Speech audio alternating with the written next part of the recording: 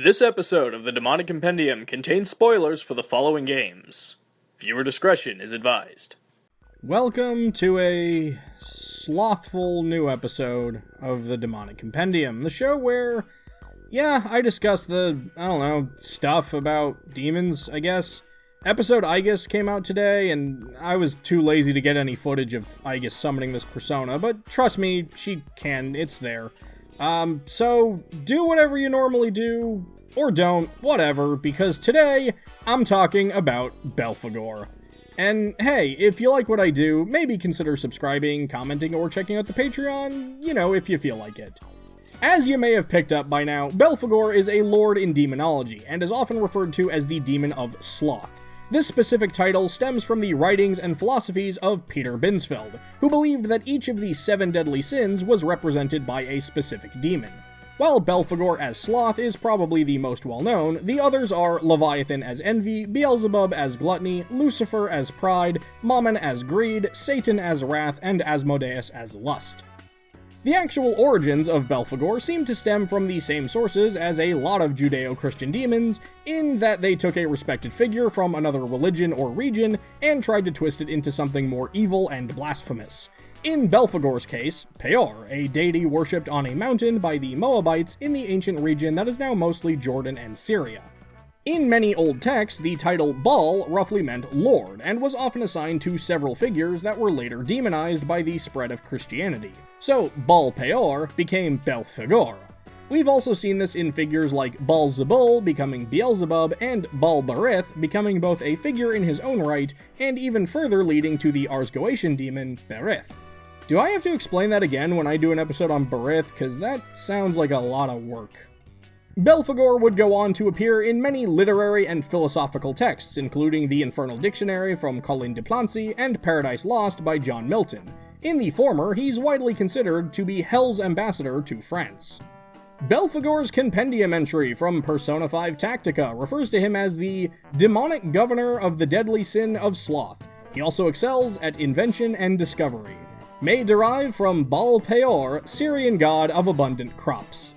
More like abundant craps, am I right? No, I'm not. Design-wise, I don't want to say Kaneko did the lazy thing, but this is one of those demons that kinda came pre-designed for him.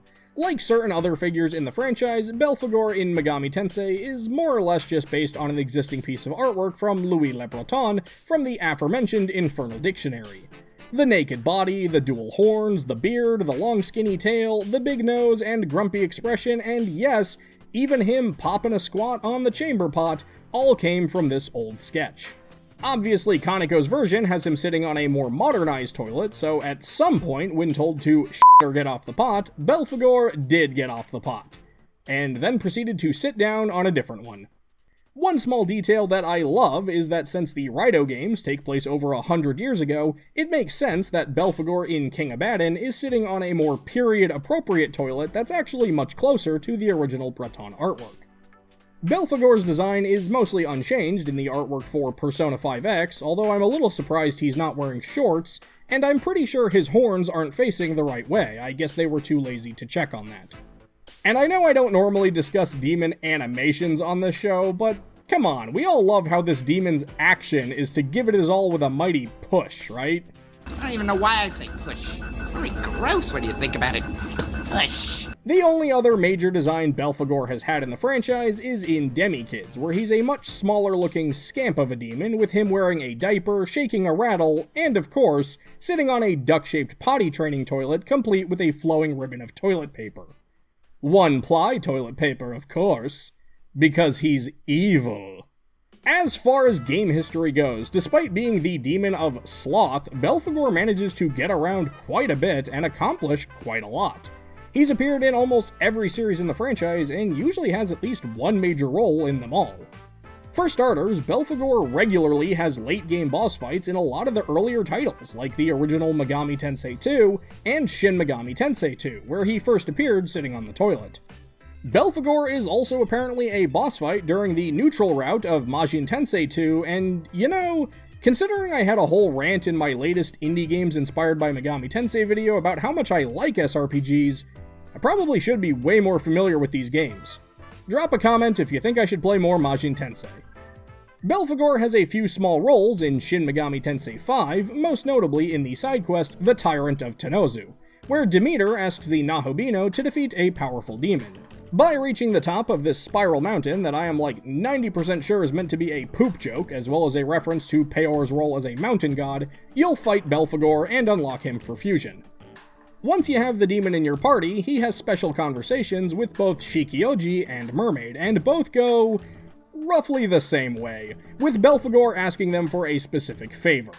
He asks Shikioji if he could borrow his leg because he ran out of toilet paper, with the paper demon being so disgusted that he gives Belphegor a set of purge charms, and even warns the slothful being that this paper is thick and might cause some clogs.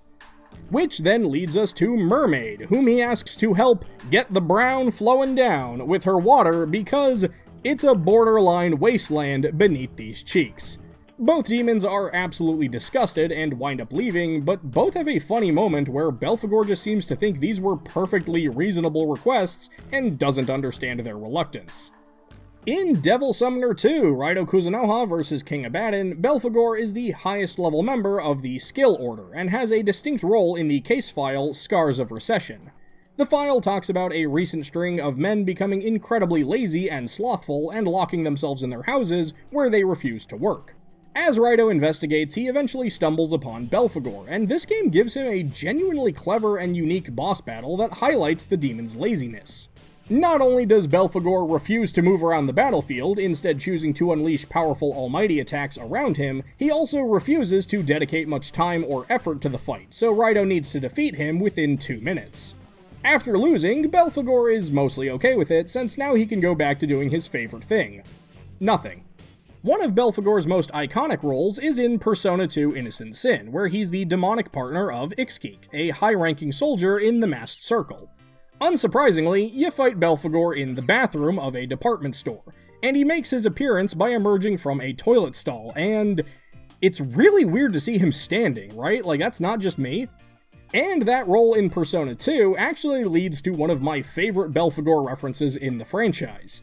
In Persona 4 Arena, nearly all of the characters have color palettes that reference other Persona characters, with Ken and Koromaru having colors referencing Ixgeek herself, and Kalanemi and Cerberus not referencing Reverse Parika, but Belphegor.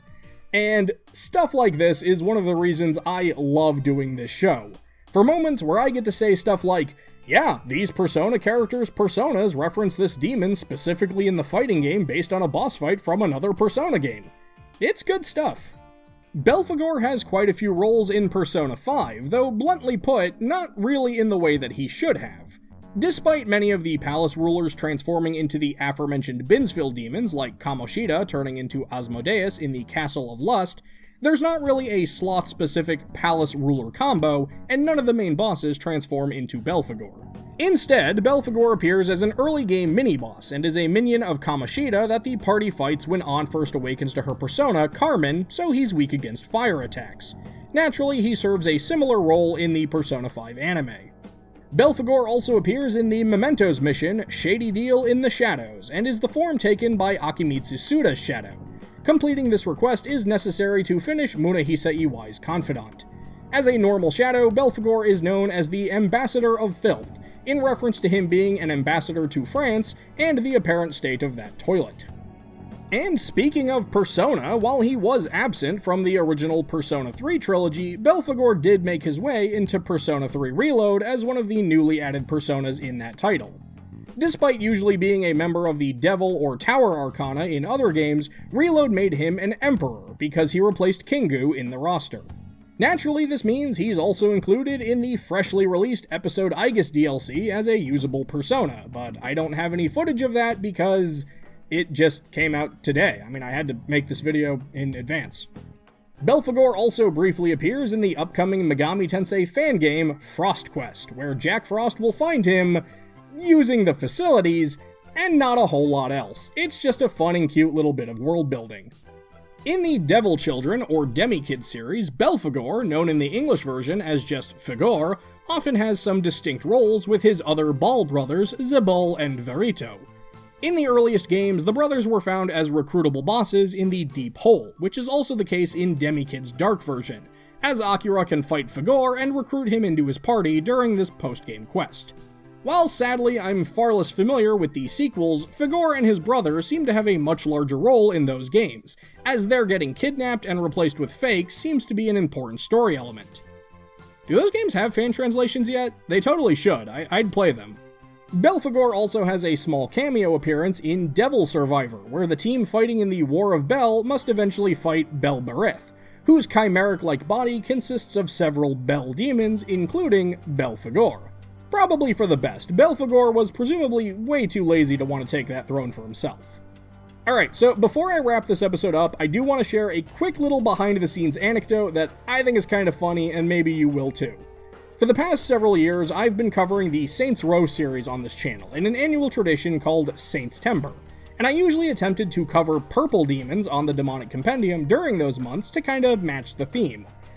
And truthfully, I just kept putting off talking about Belphegor until this year, which will very likely be the last Saints-Tember video ever. And frankly, I can think of no better send-off to the demonic lord representing Sloth than for this video to basically be the end result of 5 years of me going, I'll get around to it. And so there you have it, Belphegor, the slothful Syrian sovereign scowling, sitting, and simultaneously. Did I leave out something you thought was important? Was I just plain wrong about something?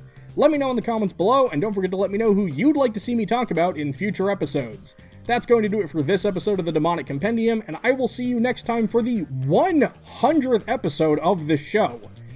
I am amazed you are all still enjoying this. So, take extra precautions, and be careful while you rest that a demon doesn't take over your body.